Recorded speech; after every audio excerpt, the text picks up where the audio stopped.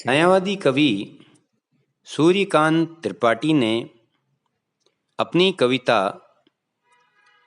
सरोज स्मृति के अंतिम दो पदों में विवाह के पश्चात सरोज की मृत्यु और उससे उत्पन्न शोक तथा पीड़ा का इन पदों में वर्णन किया है तथा कहा है, माँ की कुल शिक्षा मैंने दी, पुष्प सेज तेरी स्वयं रची। कवि पुरानी स्मृतियों को याद करते हुए कहते हैं कि पत्नी की मृत्यु के कारण पिता के रूप में ही मैंने अपनी पुत्री को विवाह के समय कुल की मान मर्यादा की शिक्षा दी थी और उसकी पुष्प सैया सहित विवाह के सभी काम अपने हाथों से किए थे। सोचा मन में वे संकुतला, पर पाठ अन्य ये अन्य कला।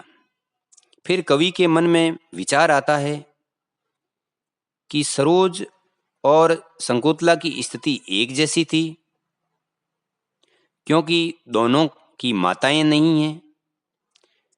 एक तरफ सरोज की संस्कार की रीतियों को उसके पिता के द्वारा, जबकि संकुतला के संस्कारों का निर्वहन उसके गुरु और ऋषि कर्ण के द्वारा किया जाता है। परंतु अन्य स्थितियों को भिन्न पाकर वे सरोज को उससे अलग पाते हैं। कुछ दिन रहे गृह तू फिर समोद, बैठी नानी की स्नेह गोद। विवाह के पश्चात वो खुशी के साथ वापस नानी के घर जाती है तथा नानी की स्नेह गोद की प्राप्ति करती है। मामा मामी का रहा प्यार, भर जलद धरा को ज्यों अपार। जलद अर्थात मेघ या बादल, धरा पृथ्वी। उसने मामा मामी का स्नेह प्राप्त किया जितना बादलों के द्वारा जब अपार वर्षा धरती को प्राप्त होती है, उसी भांति सरोज को भी ननियाल में अपार प्यार और खुशी की प्राप्ति हुई। वे ही सुख दुख में रहे न्यस्त, तेरे हित सदा समस्त व्यस्त। न्यस्त अर्थात निहित। तेरे ननियाल के लोग ही तेरे सुख दुख में सहभागी रहे तथा सदा तेरे हित के लिए वो प्रयासरत रहे। वह लता वहीं की जहां कली, तू खिली स्नेह से हिली पली। तेरी माँ रूपी लता और पुत्री रूपी कली अर्थात दोनों का पालन पोषण एक ही स्थान पर हुआ, वहीं पर तुम बड़ी हुई। अंत भी उसी गोद में शरण ली, मूंदे दीर्घ पर महामरण।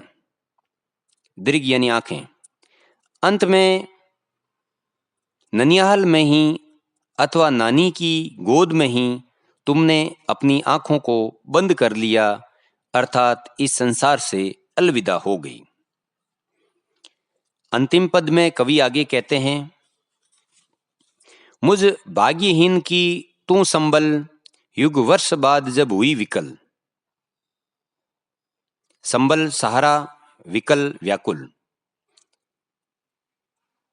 कवि के जीवन में स्वजनों की लगातार मृत्यु के कारण वे स्वयं को भाग्यहीन बताते हैं और कहते हैं कि सरोज ही मेरा सहारा थी, परंतु तुम्हारी मृत्यु ने मुझे व्याकुल कर दिया। दुख ही जीवन की कथा रही, क्या कहूँ आज जो न कही। आगे कवि कहते हैं, मेरा जीवन एक दुख की कथा के अलावा कुछ नहीं है, आगे मैं क्या कह सकता हूँ। हो इसी कर्म पर वज्रपात, यदि धर्म रहे नत सदा मात, वज्रपात आपदा। मेरे जीवन पथ के सारे कर्म पर आपदाएं और मुसीबत आती रही। शायद मेरे साथ धर्म नहीं रहा। इस पथ पर मेरे सकल कार्य सकल हो भ्रष्ट शीत के से सतदल। शीत दावाग्नि अथवा ओले, शतदल कमल। मेरे जीवन पथ पर और मेरे समस्त कर्मों के फल पर मानो कमल के बगीचे में ओले गिर जाते हैं, उसी प्रकार मेरे सभी कर्मों का फल भी नष्ट हो गया। कन्ये गत कर्मों का अर्पण, कर करता मैं तेरा तर्पण। अर्पण यानी समर्पण करना, कर यानी हाथों से, और तर्पण यानी पिंडदान। कवि कहते हैं, हे कन्या, हे पुत्री, अब मैं मेरे पूर्व कर्मों के फल को अर्पित करके तेरा अपने हाथों से तर्पण करता हूँ, क्योंकि मेरे पास तुझे देने के लिए इसके अलावा न तो पहले कुछ था और न आज।